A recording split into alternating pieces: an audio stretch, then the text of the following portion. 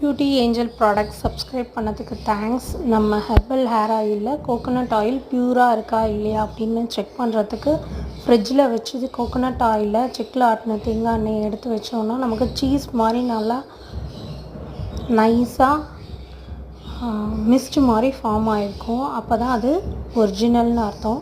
அந்த மாதிரியான கோகோனட் ஆயிலில் வேம்பாலப்பட்டை, வெட்டிவேர், கருஞ்சீரகம், வெந்தயம் எல்லாம் போட்டு டபுள் பாயில் பண்ணிவிட்டு 6 days வெயிலில் மிதமான வெயிலில் வச்சு நம்ம வெயிலில் வச்சு எடுத்து டிஸ்டில் பண்ணோன்னா நம்ம ஹேர் ஆயில் ரெடி. இந்த ஹேர் ஆயில் வந்து இளம் நரை வராமல் தடுக்க ரொம்ப ஹெல்ப் பண்ணுது. இதில் போடுற வேம்பாலப்பட்டை வந்து சன்ஸ்க்ரீனாக யூஸ் ஆகுது. சின்ன ஏஜ் 30+ இருக்கிற நிறை முடி இருக்கிறவங்க இந்த ஹேர் ஆயிலை யூஸ் பண்ணும்போது